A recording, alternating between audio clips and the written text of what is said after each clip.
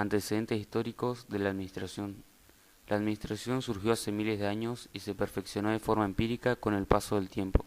Como casi todas las actividades humanas, pasó por una primera fase, en la que era considerada como un arte o como un conjunto de conocimientos empíricos, que sólo podían adquirirse por medio de la experiencia individual. Posteriormente, la acumulación de datos ha hecho posible la clasificación y el estudio de estos, lo que permitió identificar las leyes que rigen los fenómenos estudiados, con lo que se ha llegado a la formación de una verdadera teoría con aspiraciones a ser una ciencia. Aumentaron las técnicas para administrar desde el momento en que el sistema productivo se hizo complejo y se desarrolló la especialización de las tareas en el interior de los grupos humanos.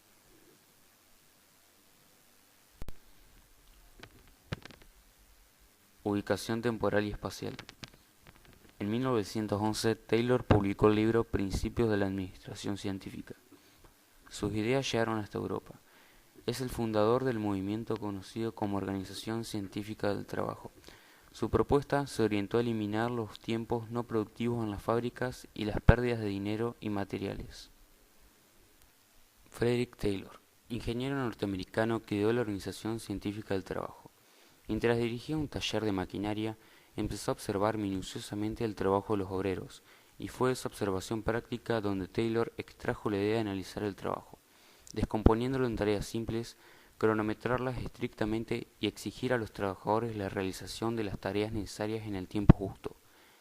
Este análisis del trabajo permitió, además, organizar las tareas de tal manera que se redujeran al mínimo los tiempos muertos por desplazamientos del trabajador o por cambio de actividad o de herramientas, y establecer un salario a destajo por pieza producida en función del tiempo de producción estimado, salario que debía actuar como incentivo para la intensificación del ritmo del trabajo. La tradición quedaba así sustituida por la planificación en los talleres, pasando el control del trabajo de manos de los obreros a los directivos de la empresa y poniendo fin al forcejeo entre trabajadores y empresarios en cuanto a los estándares de productividad. Principales características de la administración científica. La nacionalización del trabajo debería estar acompañada por una estructura general de la empresa, salarios altos y bajos, costos unitarios de producción. Los empleados son dispuestos científicamente y son seleccionados con criterios científicos. Aplica métodos científicos para formular principios y establecer procesos estandarizados. Los empleados son entrenados científicamente para perfeccionarse.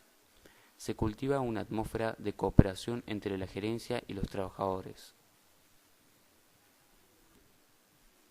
Aportes más significativos. La especialización del trabajador que logró Taylor permitió adiestrar rápidamente a los obreros y así alcanzar un mayor nivel de habilidad, tanto en la preparación como en el control del trabajo y en su ejecución. A este sistema lo denominó administración funcional y formuló el principio de la gestión por excepciones. La realización de producción no debe abarcar más que aquello que no respeta los estándares. Todo esto da lugar a los 4 principios de la administración científica. Planeación. Desarrolla para cada elemento del trabajo del obrero una ciencia que reemplaza los antiguos métodos empíricos. Preparación. Selecciona científicamente y luego instruye, enseña y forma al obrero, mientras que en el pasado éste elegía su oficio y se instruía a sí mismo de la mejor manera, de acuerdo con sus propias posibilidades. Control. Coopera cordialmente con el obrero para que todo el trabajo sea hecho de acuerdo con los principios científicos que se aplican.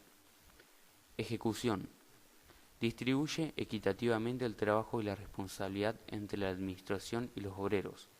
La administración asume todo trabajo que exceda la capacidad de los obreros, mientras que en el pasado casi todo el trabajo y la mayor parte de la responsabilidad eran confiados a estos.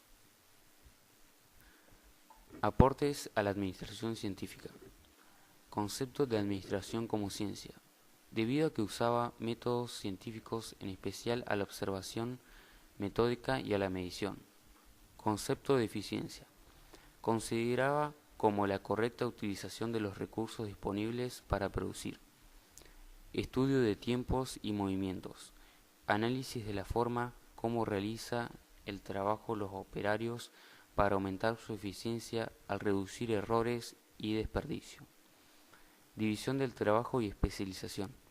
Indica qué debe hacer cada trabajador y el aumento de la eficiencia al enfocar a cada operario una sola actividad.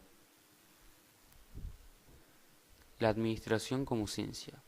Para Taylor, la organización y la administración deben estudiarse y tratarse como ciencia, no empíricamente. La improvisación debe dar lugar a la planeación, el empirismo a la ciencia de la administración. Los elementos de la aplicación de la administración científica en la producción. Estandarización de máquinas y herramientas. Métodos y rutinas para ejecución de tareas. Premios por producción para incentivar la productividad. Evaluación crítica.